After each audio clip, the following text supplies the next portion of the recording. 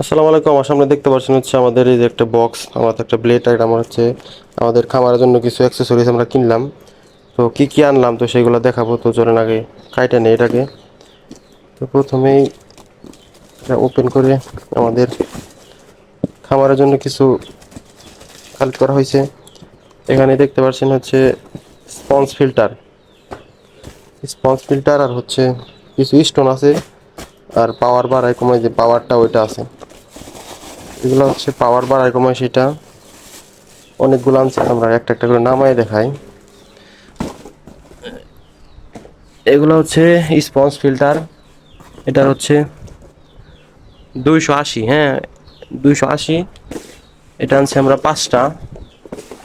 এই হচ্ছে আমাদের স্পঞ্জ ফিল্টার, আমাদের খামারের জন্য আনলাম। তো কিছুদিন আগে দেখাইছিলাম যে আমাদের আইবিসি গুলা বসানো হয়েছে, তো সেইগুলোকে স্পঞ্জ দিতে হবে, কারণ স্পঞ্জ না দিতে হবে পানির ফিল্টারেশনটা সুন্দর থাকবে তার জন্য।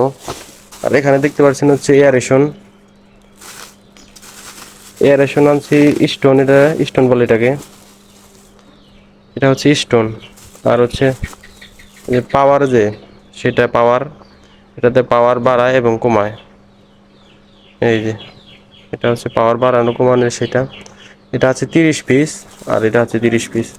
আমাদের আইবিসিতে এগুলা দিতে হবে, আইবিসিতে বসাইয়া তারপর আমি একটু খুলে দেখাই একটা। এই যে এটা হচ্ছে আমাদের স্পঞ্জ ফিল্টার 280, এটার হচ্ছে 280। তো এই দেখেন কোয়ালিটি মোটামুটি খারাপ না, ভালোই আছে।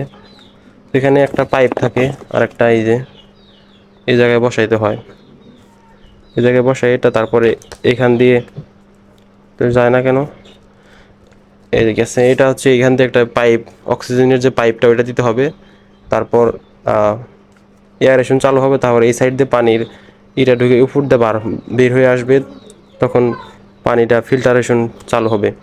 এটা আমরা দিয়ে রাখবো আমাদের আইবিসিতে গুলাকে, আইবিসিতে সুন্দর করে বসাইতে হবে আমাদের গোল্ডফিশ ব্রিডিংয়ের জন্য, এবং টেট্রা জেব্রা সব ব্রিডিংয়ের জন্য ফিল্টার অপরিহার্য। কারণ হচ্ছে ফিল্টারের পানি যত ময়লা হবে, এবং পানি ময়লা হলে ডিমের ক্ষতি, ডিম ফাঙ্গাস লাগে মারা যেতে পারে।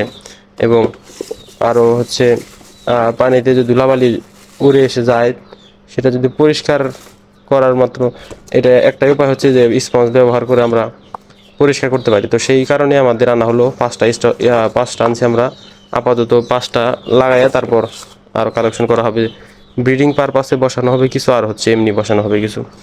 এই আমাদের গোল্ডফিশের যে সেট আপ, গোল্ডফিশের মধ্যে তো বাধ্যতামূলক লাগবেই। আর এমনি নর্মাল যে ট্যাঙ্কি আছে, যেমন ব্রিডিংয়ের সময় ওই সময় লাগবে আমাদের টেট্রাগুলো লোড হয়ে রয়েছে। আমরা এই স্পঞ্জের ফিল্টারের জন্য অপেক্ষা করলাম, আর এখন কারণ কাজের যে প্রেশার, তার জন্য আমাদের খামারের কাজ করা হচ্ছে না। তো আমাদের এখন স্পঞ্জ ফিল্টার আমাদের হাতে এসে পড়েছে, তো আমরা 2-1 দিনের ভিতরে সেট আপ দিয়ে তারপর আমরা ব্রিডিংয়ে বসানো শুরু করব।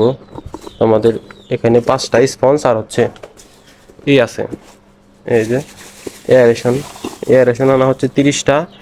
আর এটা পাওয়ার, যে পাওয়ার, এই পাওয়ারটা আনা হয়েছে 30 পিস। তো আমাদের খামারে যে পরবর্তী আপডেট আমরা দেব। তো যারা চ্যানেলে নতুন আছেন তারা চ্যানেলটি সাবস্ক্রাইব করে পাশে থাকবেন, প্রতিনিয়ত আমাদের ভিডিও দেওয়া হয়। তো যারা চ্যানেলটি সাবস্ক্রাইব করেন না, চ্যানেলটি সাবস্ক্রাইব করে পাশে থাকবেন। আমাদের এগুলো সেট আপ করাতে আমরা দেখাবো কীভাবে সেট আপ আমরা দিই, আমাদের চ্যানেলে সব আপডেট দেওয়া হবে।